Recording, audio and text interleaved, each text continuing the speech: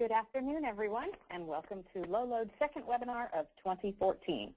Our series this year is Insurance by the Numbers, focusing on the numbers 0 through 10 throughout the year and how those numbers impact your clients in the insurance world.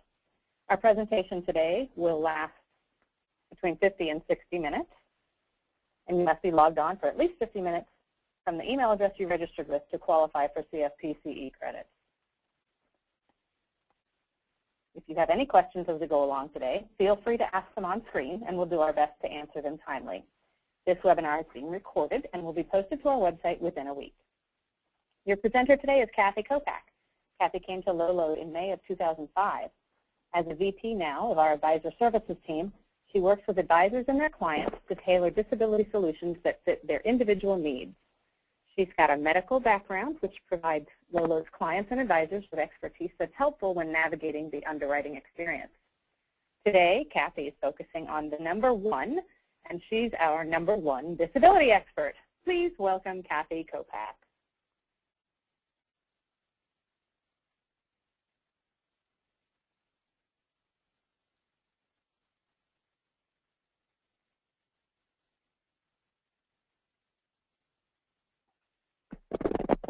Thank you, Dina, and welcome all.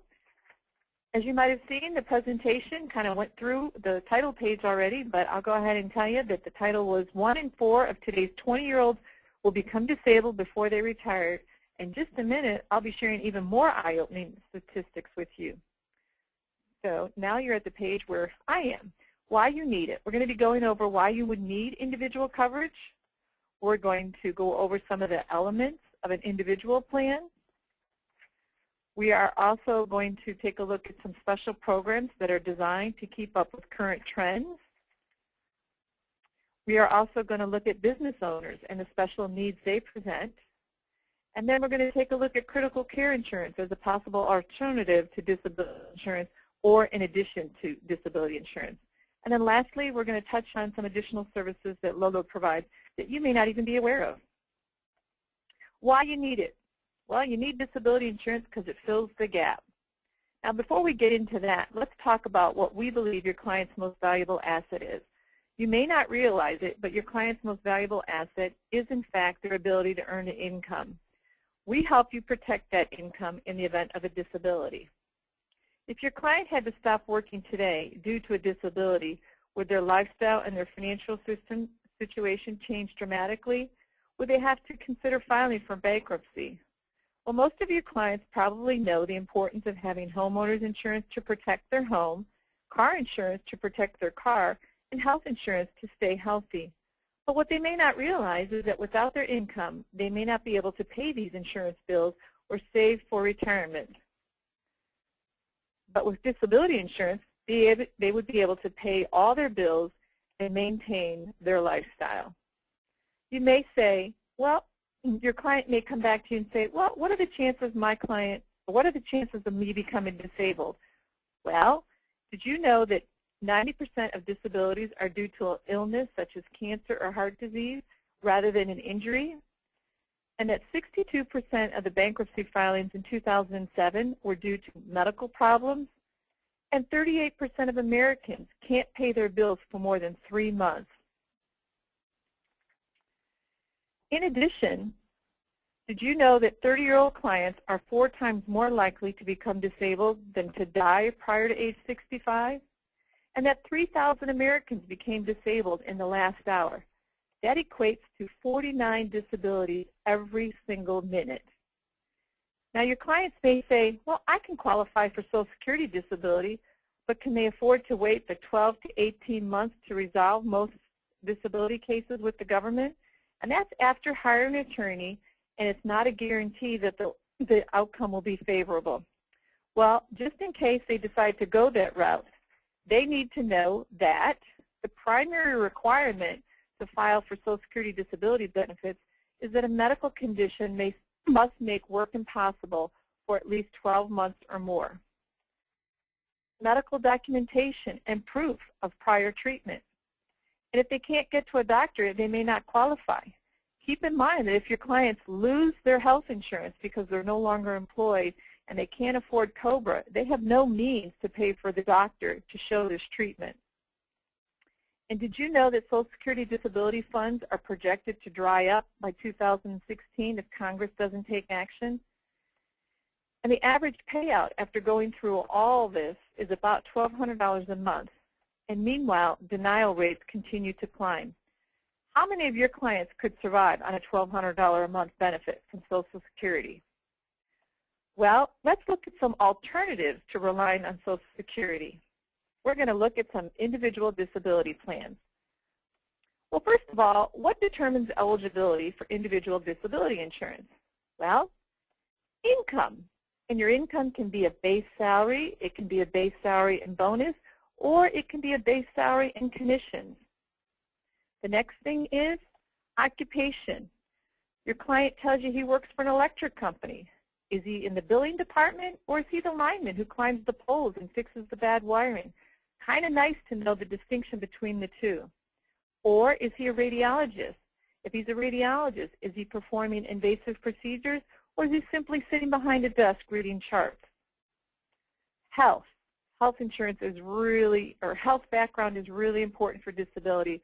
With life insurance, someone could have a back issue, may not affect them at all for life insurance. But with disability, with musculoskeletal claims being the #1 claim, that would be a huge thing to know.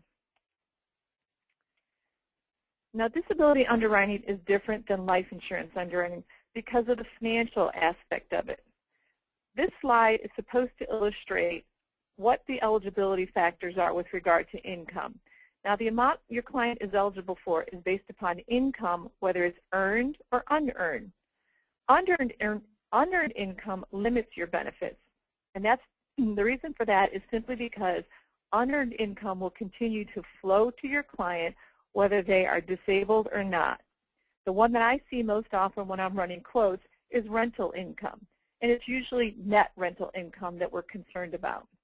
On the earned income, we're going to look at base salary, and we're also going to look at your client's bonus and commissions. Keep in mind that unearned income will limit the benefits, whereas earned income will increase your benefits. Together, they equate to how much benefit is available to your client. Now let's look at the building blocks of an individual plan. We have the disability benefit, you have your elimination period, you have your benefit period, and then you have your riders. The base monthly benefit is the amount that your client will get in the event they become disabled. The elimination period, which I usually run at 90 days because most of you advisors advise your clients to have at least 90 days of immediate cash available to them or emergency cash available to them in the case of a disability or something else that might occur. Benefit period, I'm usually running benefit periods to age 65, but there are other benefit periods, and you can see here 2-year, 5-year, and 10-year. Most of the time, these are used in situations where the occupation does not allow for the benefit period to go to age 65, or perhaps there is a medical condition that is preventing them from getting the age 65 benefit period. Keep in mind that these individual plans are both non-cancelable and guaranteed renewable.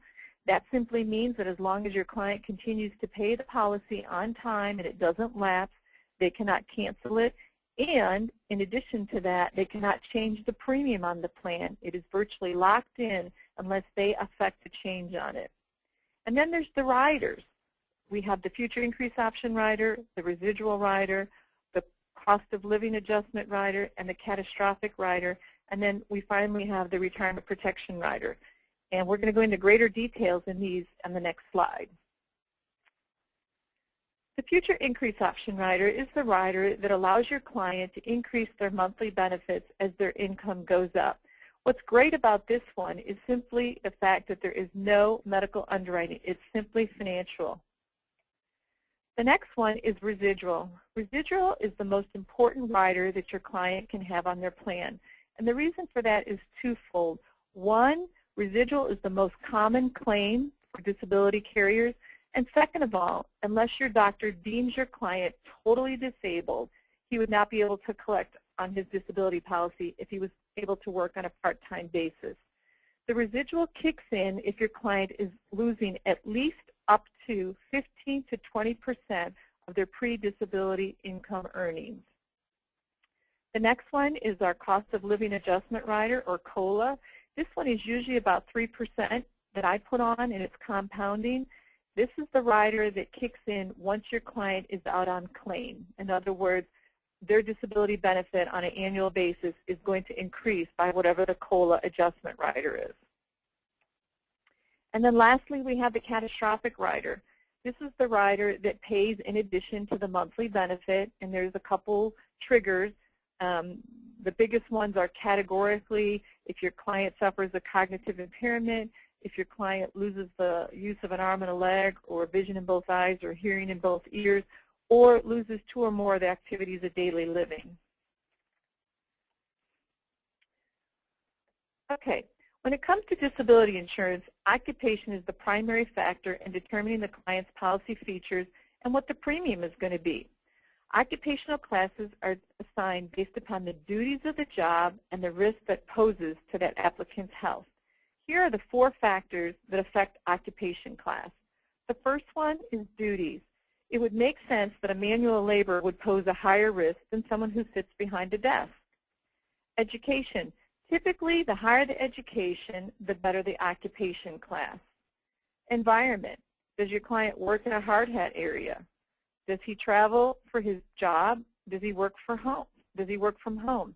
The travel is an important one to consider, not because they do travel, but in the event they become disabled, would they be able to get on a plane, get on a train, and travel with that particular disability? And then lastly, we have financial. Stable income levels usually result in better occupation classes. Now, advisors tell me a lot that this is one of the hardest to understand factors relating to disability insurance. What do occupation classes really mean? How are they determined? Let's break it down for you. We're looking at an example of a variety of jobs that fit into various occupation classes from the highest cost per thousand to the lowest, meaning starting from B, that's going to be the highest cost per thousand.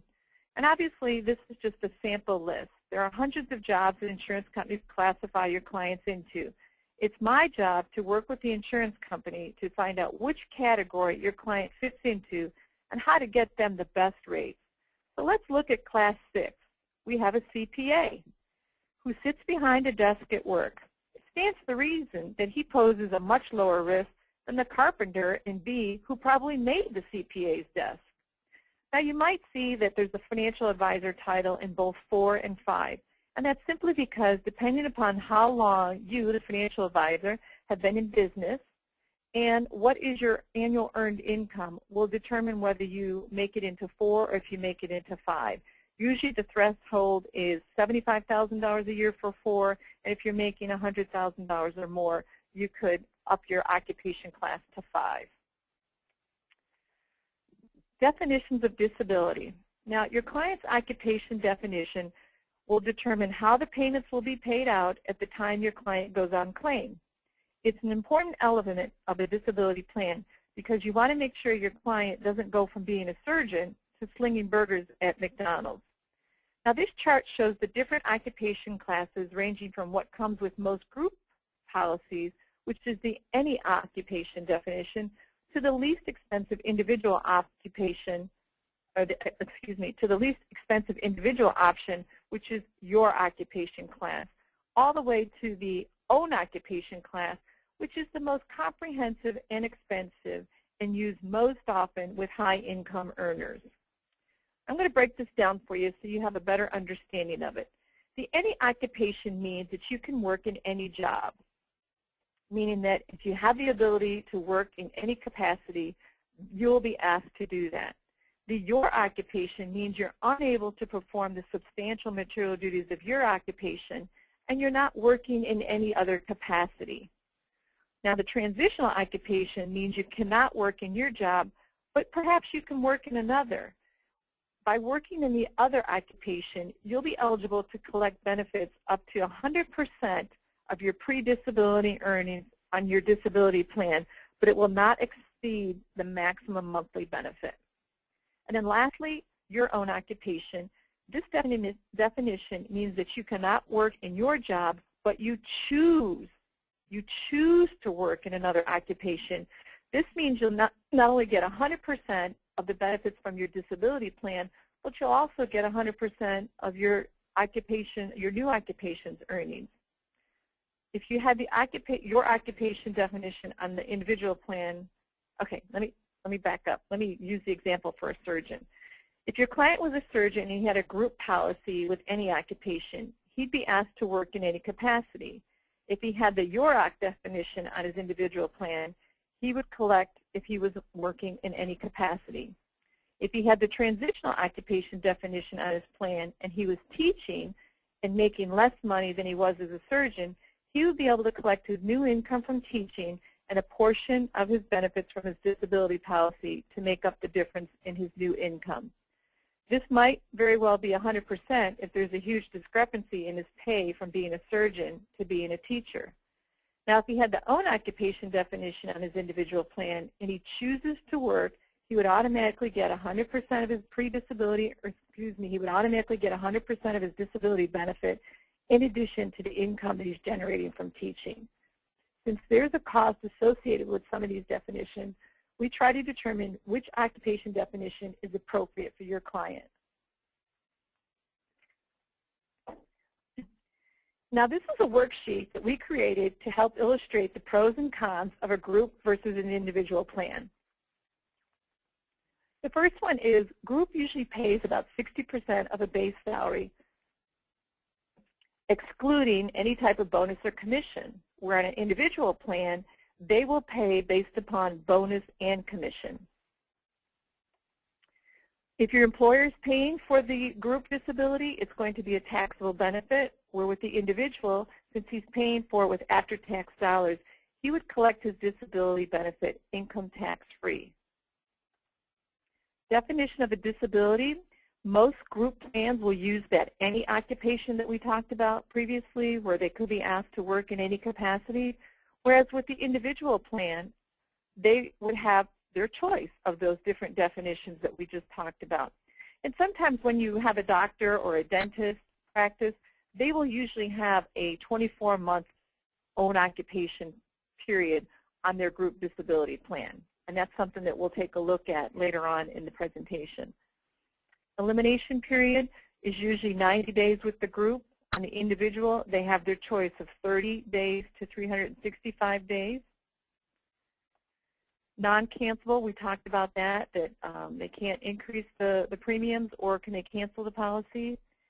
And we went over the rider's options. And the great thing about the individual plan is it goes with you. If they travel across the country and they start a new job, that policy will go with them. If they had a group plan, it probably will stay where they are.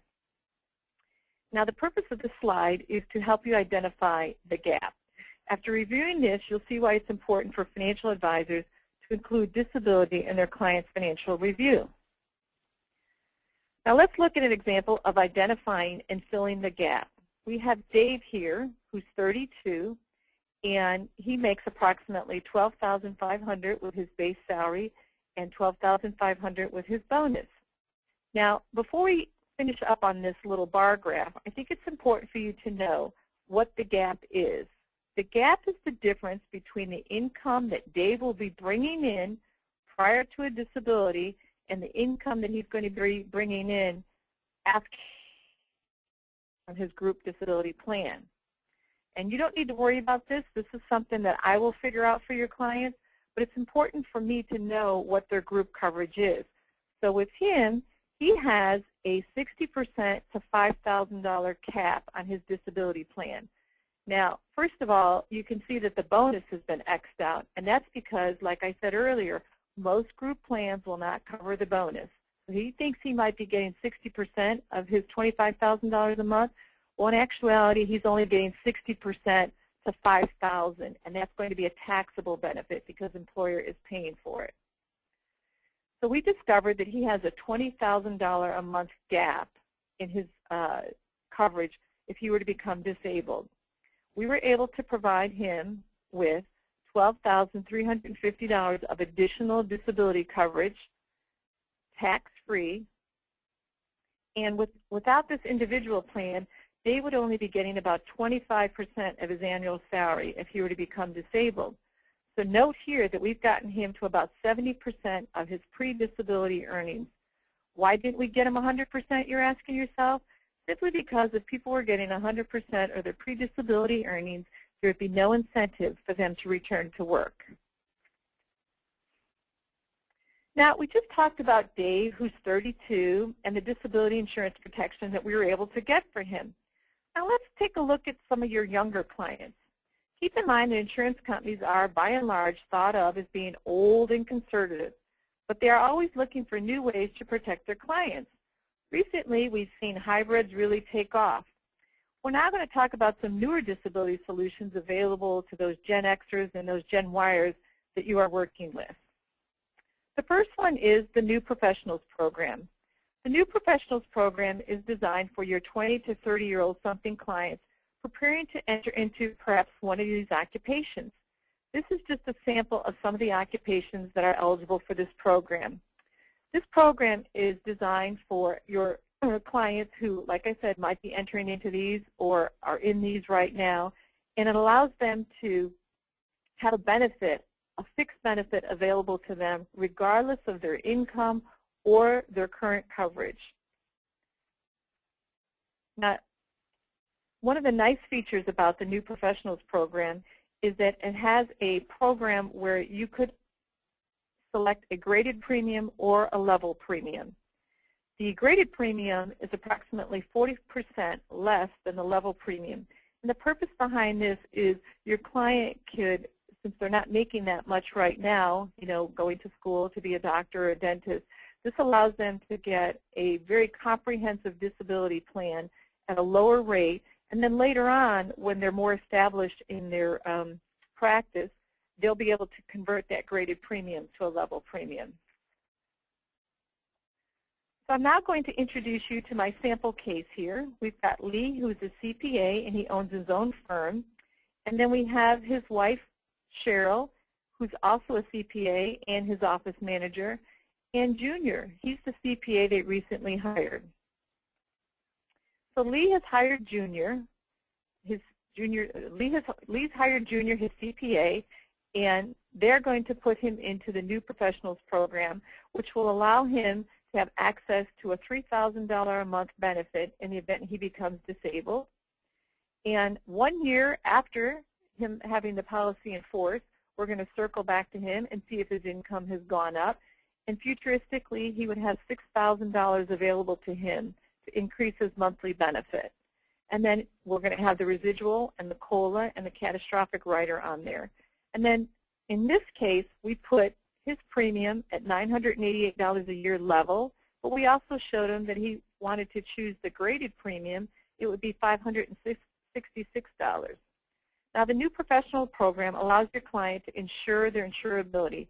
And even though they are young graduates or may even still be in school, they can get this coverage because insurance companies are offering it based upon their future earnings. As a recent graduate, Junior has some pretty significant student loans to pay back. The Student Loan Protection Rider is available with one of our carriers, and it's a product that's available as a rider to your base disability plan. And what it does is it's designed to provide a solution in the event your client becomes disabled to have their student loan paid and not have to have that money come out of their individual disability benefit. And you can see here they must be pursuing or holding a master's degree or higher. You can choose a benefit amount from $500 to $2,000 a month, and the benefit period is for 10 to 15 years. It's designed as a 10 to 15-year solution to cover the time your clients are at a maximum exposure, since as this graph shows, their income will be rising during those next 10 to 15 years after graduation, and their student loan should be declining. Now, here's some information on student loan debt for some sample occupations. We have the first one, our CPA, Junior, will have about $35,000 of student loan debt, veterinarian $152,000, your doctor's $181,000, and your dentist $200,000. Now, I'm not sure if you're aware of this or not, but federal student loans can be discharged due to a total or permanent disability, but it must be one where the client cannot work in any capacity and the disability is expected to last at least 5 years and result in death.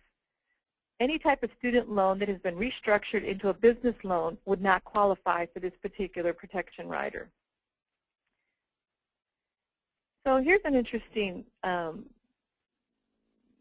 piece of information that we were able to determine, that 1 year after graduation, 30% of income is applied to paying off loans. And after 10 years of graduation, only 10% of your client's earned income is going towards paying off loans. Now let's look at another special program that's geared to clients of all ages, not just to your younger ones. So here we have Junior up here on the right. He's working away, he's tallying numbers, and you know what? He's being a good accountant too, because he's contributing to his retirement and disability plans. He has dreams of what he'll do when he retires. He's going to go out on the beach. He's going to be playing some golf. And he figures, you know what? His disability plan will take care of him until he's 65. But what if Junior becomes disabled and he can't work and he's not earning an income and there's no money going into his retirement fund? What will happen to his retirement dreams? Well, retirement disability plans are standalone plans that can also be paired with your client's traditional disability plan for an added layer of protection. Now, we've talked about how individuals are affected by disabilities, but let's focus on what a disability can do to a business. Keep in mind that there are 28 million small businesses in the U.S. that account for over 99% of all employer firms. I know this slide looks familiar because we started it earlier when we were talking about your client's most valuable asset. And at that time, we talked about it being their earned income. Well, since business owner's income is dependent upon the success of his business as well as his employees, this makes his business his greatest asset. So now let's look at ways to protect his business. We've talked about how disabilities affect individuals. Now let's look at the impact of disability on businesses, from the business itself to the business owners and to its employees. Let's first focus on the business itself. The first one is business overhead expense insurance. Business overhead expense insurance is designed to keep the doors open while your client recovers from a disability. And what it will cover is the rent, taxes, insurance, employee payroll, and loans from their practice or business. What's not covered is the business owner's income, and that's simply because they should have their own individual disability plan. And the benefits received are operating expenses, continuity of business, which assures the client or the patient that the business will continue. It provides goodwill to the employees that in the event the owner is disabled, that they will continue to get their salary. And it also retains business value in the event of a disability.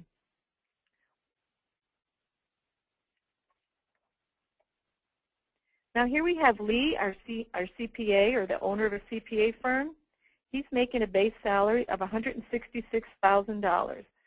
So we're going to take a look at what his overhead expenses are, and we determined that Lee's CPA firm would need about $30,000 of business overhead insurance. And you can see these are some examples of where the monthly expenses would be going. His actual expenses might be higher, but these are the expenses that would be covered under the business overhead expense insurance. Now, some things that would be covered are his salary, entertainment expenses, any type of moving expenses, and parking, travel. Those would not be covered under the business overhead plan. In addition, business overhead does not cover people who have any ownership in the business. In other words, it would not pay a salary to any of them. Business overhead insurance premiums are deductible as a business expense, and when the benefits received, they would be taxable, although benefits are used to pay business-related expenses that are tax deductible. Here's a breakdown of a business overhead insurance policy. These policies offer a maximum of a 90-day elimination period. They are designed for short-term payments for short-term needs. So when I run a business overhead policy, you're usually going to see a 30-day elimination period, and you're going to see a benefit period between 1 and 2 years. The reason for that is simply because if the client isn't back to work within 1 to 2 years, he probably is not going to make it back. And in this example with Lee, we used $30,000 of monthly reimbursable expenses, and you have to think of it as a pool of benefits. So basically, you would take the $30,000 times the 12 months or the 24 months, and that would be his pool. The annual premium for Lee was $4,310. Now, business overhead insurance has the rider that will prevent your client from defaulting on a business loan in the event they become disabled. Here is a sample of some of the business loan coverage. In this case, Lee plans on building a new building, but here's some that would also apply if they're doing some sort of facility renovations, if they had a loan out for an increase in working capital. Any of these would be applicable. Now, the business loan protection is a rider, so the base policy is required for a business overhead insurance plan. But new regulations allow for the base policy for business overhead to just be 0, which makes the business loan protection rider look like a standalone plan. And while the business owner overhead insurance policy may have just a 1-year benefit period, this business loan protection rider will continue to pay the loan to age 65 or the end of the loan, whichever comes first. The business loan protection rider will help make Lee's payment if he becomes disabled. It will help secure his loan in the first place, since banks look more favorably if you have this insurance coverage in place. And it will also go to $2 million, including principal and interest. And again, if you assign the benefits to a financial institution, that would be more favorable. And if you had several loans, you would need to purchase a policy for each one of your loans. Let's look at the impact of a disability to a business partner and the impact it would have on the long-term business plan, since the inability of a partner to continue working due to a serious injury or illness can actually be more problematic than their death. In addition, it is especially important to discuss the importance of disability coverage with your younger business owners, because they have the thought process that they are probably going to be invincible and that they would never become disabled.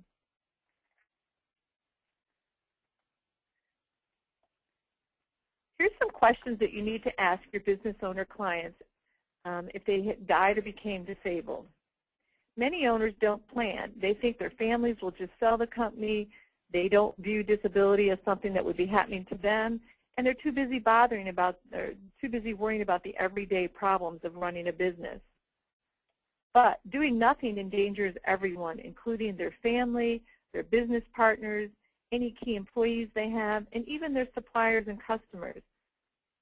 But if they had a buy-sell agreement that's funded by a buyout disability insurance plan, this would solve everything. Disability buyout insurance reimburses one owner for the purchase of the disabled owner's interest in the business. In addition, it helps the business survive a partner's departure, allowing the other owner and their family to receive full value. And there's no need to worry about the ability of the firm to meet the buy-sell commitment, because you'll have the disability insurance there to fund it. And you don't have to worry about a competitor buying the disabled owner's business interest in the firm and forcing out the other active owner or owners. Having 2 or more owners can complicate things, so the purpose of a buy-sell agreement is to lay out the what-if. How will the value of the business be determined? Well, most of the time, a formal valuation has to be performed. How is the disability defined?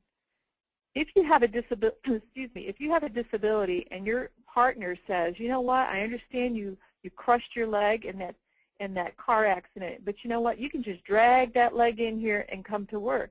But if he had a disability plan, his own personal disability plan, and they were paying the claim, he wouldn't have to worry about whether he was disabled or not. In the eyes of his business partner, the disability plan would have done that.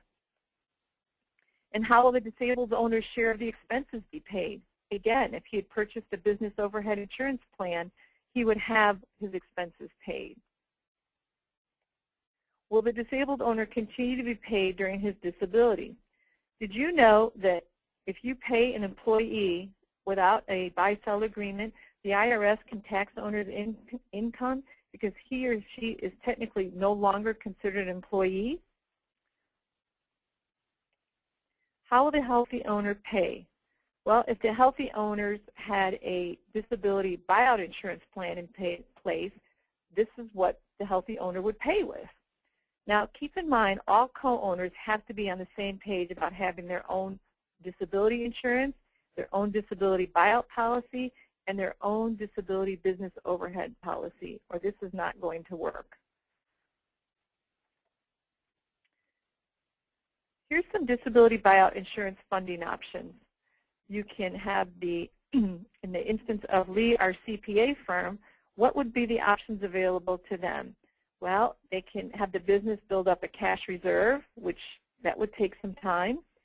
They can borrow the funds from the bank, but depending upon how the bank looks upon the situation where one of the key people is disabled, they may not feel that's a very good risk, or the business can spread out the payments from future earnings.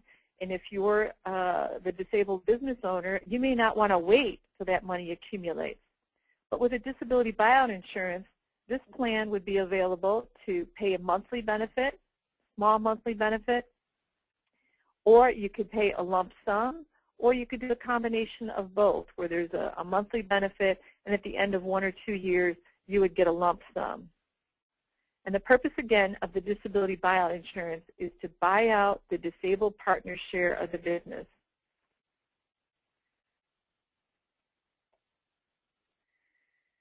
Let's go back to Lee's CPA business. He's got 3 employees, including himself.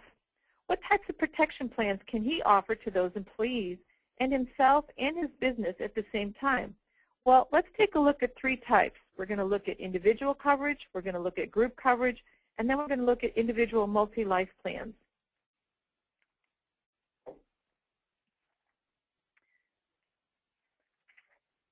Another consideration for business owners is offering benefits to their employees. Lee has talked about offering group disability insurance to his employees. Did you know that LLIS can help with that? Why should advisors know and care about the difference between multi-life disability and group disability? Well, because the differences are huge between the 2 types, all the way from the features down to the premium. Let's take a quick look at some of the differences between multi-life and group disability plans. Now, keep in mind that multi-life is actually separate individual disability plans and available to companies with 3 or more employees. Now, let's start at the top. Underwriting with group disability is very limited, where with individual, it's full and comprehensive. The rates for group disability tend to be unisex. With individual multi-life, they're unisex, but they also provide a 20% discount. And as we talked about earlier, there's no guarantees with the group disability, but with the individual, it is non-cancelable and guaranteed renewable. In order to figure out which is the best option, we will ask you, the advisors, a series of questions to determine what would work better, the traditional group disability or the multi-life disability. This is an example of group disability that provides approximately 60% of the base pay of Lee's group up to a maximum of $6,000, and it has an own occupation of 24 months. A group usually works well with an employee pool of young and healthy people, but with a small group or a group with a lot of turnover and the ages are going up, it tends to be more expensive. In the next few slides, you'll see other more comprehensive options available for Lee and his firm. Keep in mind that if your client was to choose this group disability plan, which is very inexpensive, we could also purchase individual disability plans to wrap around these that would have all the benefits, such as the occupation period going to age 65. It would have some of the riders, the residual, the COLA, if they were interested. So here we have Lee. He's covering himself and his 2 employees and the business overhead that we talked about for $30,000 a month. And for all 3 of these, now keep in mind, these are all comprehensive disability plans for his 2 employees. Doesn't mean he needs to purchase a comprehensive, but he was nice and purchased one that goes to age 65, has all the riders on it. And the premium comes to $13,736. But what if we turned it into a multi-life policy plan? In this case, Lee's covering himself with his employees, and he's covering the business for $11,361. And as you can see here, that's a $2,300 savings. Using a multi-life plan is a plan where we would put all 3 of them on a list bill, and the multi-life would then provide a 20% discount and unisex rates to all 3 people on the plan. And if one of the employees should leave his or her employer, they take that individual policy with them, and they get to retain that 20% discount and those unisex rates. Remember, the non-multi-life was $13,736. So this represents the savings of the $2,375 that we talked about earlier. It's really something that we would consider, and I'll usually bring this up if it's a possibility. Now let's look at them side by side. Here's a premium comparison, the first one being the group that we talked about, the least inexpensive at $2,004. And then you have the individual, which came to $9,056 for all 3 of them. And then you have the multi-life, which incorporates the same individual plan, but with the 20% discount and the unisex rates. And with the individual on the multi-life, they would still have the ability to bring the policy wherever they did across the country if they leave their employer. It has the better riders. It has the better occupation definition to age 65. So you just have to take a look at what's important to your client, and we would decide from there which particular policy would work well for them. Now, you may have clients who can't qualify for disability insurance, or perhaps they need additional coverage. Critical care insurance was designed as an alternative and also as an add-on to traditional disability insurance. Dr. Christian Bernard developed this coverage in the early 80s in South Africa after he realized that patients survived a major surgery, such as heart surgery, but they did not recover well or thrive because they may have exhausted their life savings to save their life and were now in serious financial debt. Today, it's ideal for your clients who are not covered by disability insurance. Perhaps they're maxed out on disability. They might be self-employed and working from home. Their income may be erratic, such as a real estate broker. They may not have any income to replace. We see this with stay-at-home moms where they're married to a high wage earner and he's concerned if something should happen to them, we could get them coverage. And then lastly, retirees. Critical care insurance will cover the expenses they may have as a result of critical illness. That's the beauty of this plan. So let's talk about the possibility of being able to use critical care insurance. Did you know that approximately 4,000 Americans today will hear the words, "You have cancer," and 2,100 Americans will have a heart attack. 2,000 Americans will have a stroke. In addition, every 34 seconds, someone suffers a heart attack, and every 40 seconds, someone suffers a stroke. But if they had a critical care plan, they would have both gotten a check. Something else that's kind of interesting, 75% of healthy 40-year-olds will become critically ill. People who are 65 or older are 10 times more likely to be diagnosed with cancer than those that are younger than 65. And 60% of newly diagnosed malignancies are people that are over 65 years old. But if they had a critical care policy, they'd get a check. Let's dive a little deeper into critical care insurance. The issue ages are between 18 and 64. The benefit period goes from 10 years to lifetime. I usually run a 20-year, kind of right in the middle there. The benefit amounts can vary from $10,000 to $1 million. Keep in mind it's a lump sum for the most part. And here's an example of some typically covered conditions. And you can see cancer, heart attack, and stroke, which was the three that we just sort of talked about that are happening most often. And we all know at least one person that's been affected by one of these conditions. Now, critical care insurance benefits, they can be used to maintain lifestyle and peace of mind by paying mortgage, auto loan, credit cards, perhaps groceries, utilities, or child care. They can also be used for transportation and lodging for any medical care that your client can't get within their own community. And it could also help to offset medical costs, or if they're not able to work, lost wages. Now, here's a way to determine the benefit amount. You can take your client's monthly mortgage, multiply it times 24 months, and then add in about $5,000, but this could be any number, but it should represent a figure that covers at least 1 to 2 years of medical expenses that would not be covered by their regular health insurance carrier.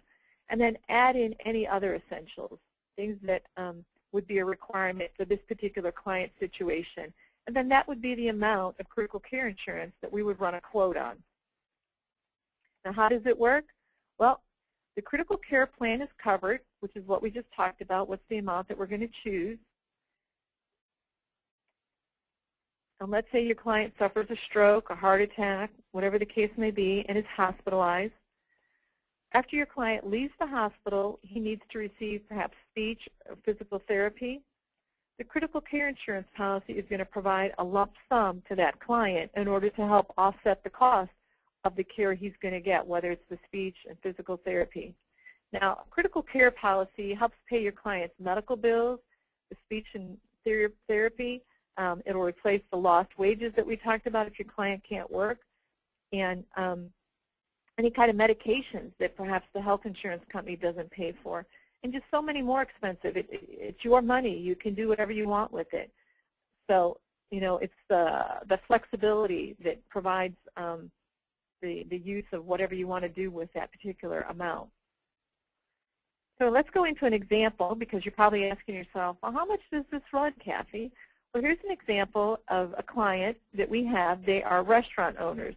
So disability insurance really wasn't a good option for them, so we chose critical care. We have Lisa here and Jackson, who are both 42 years old. And again, we did the 20-year benefit period. And we chose a maximum benefit amount of about $100,000. And for Lisa, her premium is $1,323, because females always pay more because of our plumbing issues. And Jackson came in at $1,060. So this will kind of give you an idea about the difference between the premiums between the sexes, and about how much it's going to cost for your clients who are in their mid-40s. And lastly, we're going to talk about some additional services. But before we do that, let's talk about what we've covered thus far. We've talked about the building blocks of individual plans. We talked about some of those special programs for your Gen Xers and Gen Yers, such as the New Professionals Program, the student loan riders. We talked about the retirement contribution plans and how disability can affect the business, from the business itself to the owners to the employees. And then we just finished talking about critical care insurance and the niche that that would fit. But what about your clients after they purchase their policies? Well, Low Load has some additional services that really any good insurance agent should provide to you and your clients. The first one is, and most of you should be familiar with this, free policy reviews. I personally do a lot of these during the last 3 months of the year, simply because most of your clients are going through open enrollment and they're jockeying to find out what they should sign up for and what they shouldn't sign up for. And the purpose of the policy review is simply because you should be reviewing their policies on an annual basis, because not only are their needs changing, but the products are changing and the solutions to those products are changing. So the most important thing about a policy review is knowing the purpose of what you're trying to accomplish with the review. You can see the types of things we need in order to complete the review: date of birth, state of residence, current occupation, health information, etc. And the policy review information is available on our website, Advisor Tools, for those of you who weren't aware of it. And basically what we do is we look at this information and we figure out, is this the right solution to whatever the situation is? And sometimes we might find out that they're underinsured and that they need to look at an additional policy. And sometimes we look at it and say, you know what, they're sitting pretty. There's really nothing that we need to do at this particular point in time. As an advisor, how many of you have had clients come into your office with policies of any type, not just disability ones, that were sold to them and they've never heard from the agent again? Well, we don't let that happen here at Lolo, nor do we let it happen to your clients. We're known for our service after the sale. What does that service look like in the disability realm? We call it circle backs. This is what I do with your clients. I touch base with them at specific intervals to see if we can't get better rates, perhaps better classifications, and here's how. The first one is, which we talked about earlier, our future increase option riders. We usually touch base on a yearly basis to see if their income has gone up, if they have acquired any other disability insurance, and then we run a quote to see if we can increase the monthly benefit, which is financial documentation, no medical underwriting. And that graded premium that we talked about, we just don't let that sit for year after year after year. We address that usually the second year after the policy is in force, and that just depends upon where they are. If they're still a resident, and they're not really earning that big income yet, being a neurosurgeon, we're probably not going to suggest that they convert it to a level premium. But once they're more established in their career, we're probably going to take a look at that and say, maybe we need to look at converting it to a level premium. The next one is exclusions. Exclusions is something that we do on an annual basis pretty much simply because there's no exclusion that we consider to be permanent. For example, we had a client who had a policy issued in 2011 with a renal exclusion, and that was simply because of a history of kidney stones. We circled back after a couple of years and asked the underwriter if he would consider removing the exclusion, and sure enough, because he had gone kidney stone free for those 2 years, we were successful in getting that exclusion removed. Ratings. Ratings is something that is really important to circle back on because ratings can go anywhere from 25% all the way up to 150%. And it can have a dramatic effect on the premium, obviously. So we're really good about circling back on ratings. And we had a client who was female. She was issued a policy with a small rating. It was only 25%, but it was because she had white blood cells in her urine when she took her exam. And the earliest consideration that the underwriter would give us was 6 months. So simply, 6 months' time, we reminded her that if she did another urine analysis and it came out normal, that we might be able to get that rating removed. And guess what? We were successful in getting that one removed, and her monthly premium went from $397 down to $318. Smoker versus non-smoker. This is a big one because smoker versus non-smoker in disability means cigarettes, cigar smoking, chew, anything like that. And as long as it's changed in 1 year, we can circle back and see if we can't get those changed. An example is we had a client in 2001 who was issued smoker rates because he chewed tobacco. In 2012, we followed up with him, and his lab showed that he had been smoke-free, so we were able to get him non-smoker rates, and his premium went down from $125 to $93. And our last one is postponement.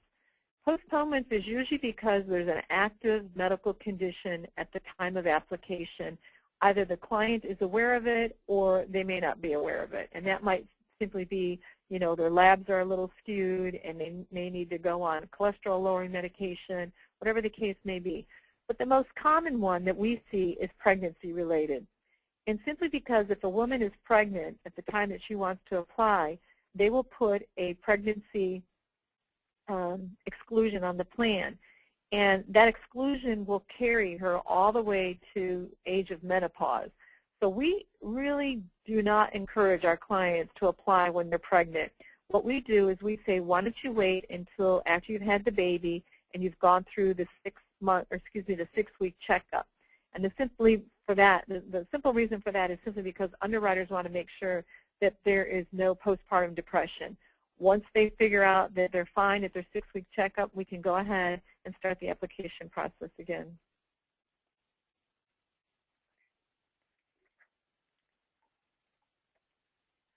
So what we're going to go over now is these are the things that we talked about. And we want you to know that Aloha Low Load is licensed in all 50 states. And we'll be exhibiting and speaking this year at the NAPA Spring Conference, the Garrett Retreat in July, August. We'll also be at the NAPA Fall Conference in October and the ACA in November. Our next issue of Policy Matters will focus on, yay, disability insurance. Why? Because May is Disability Insurance Awareness Month. And did you know that you can follow us on Twitter at LowLoad? Policy Matters is emailed to all advisors in the database. It contains insurance industry information important to you fee-only financial advisors. And did you know the top 10 things that make Low Load different? 1, this, a free monthly webinar. And make sure you tune in next month in April for these 2 health conditions will get your clients declined for life, long-term care, and disability, and other helpful underwriting tips. The top 10 things that make Low Load different: we're not your competition. We pre-underwrite to avoid surprises. We proudly sponsor NAPA, ACA, the NAPA Genesis, and the Garrett Planning Network. And you know we have product specialists. I'm the disability product specialist. And we also have the application information message for your clients when they're going through the application process. We have our advanced premium notice email so your clients' policies don't lapse. And we have the notification of terms so that your client's policy gets converted on a timely basis. I've had some questions come in. Give me just a second and I'll address them.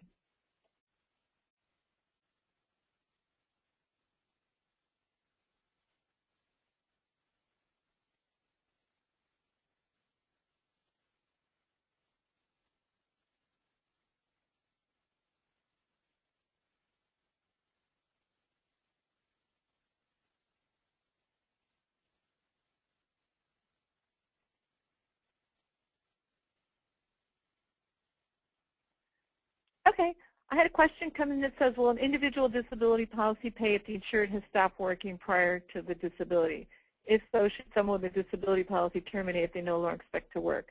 It depends upon the situation. I've had this question come in. If someone is in between jobs, I would encourage them to keep the policy, but they want to lower the benefit, you know, just because of budget constraints, I would certainly do that. If they don't plan on working anymore, and they have a flow of income that will provide them something in the event of a disability. Again, it could be trust income, it could be, you know, alimony payments, whatever the case may be, then yes. Is AFLAC the only player in critical care policies? No. There's several different critical care, and we don't really recommend AFLAC here. Can you use a new career policy for a late-in-life person who is beginning, such as a woman after divorce, who starts or restarts a professional care, or is this where a critical care policy is the only option? In that particular situation, it would depend upon how long the person's been in business and how long of a training they've had for this particular career. New Professionals Program is not geared to any particular age. If they were older and they were starting out being an attorney or a CPA or a dental, that wouldn't be a constraint. But again, there are certain benefits that are not available after age 50, such as the future increase option rider. But I would encourage any of you, if you have very specific questions, to go ahead and call me. I'd be happy to talk with you about them, or you're welcome to email them to me.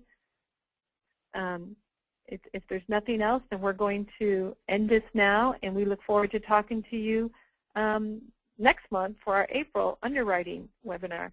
Thanks, everyone.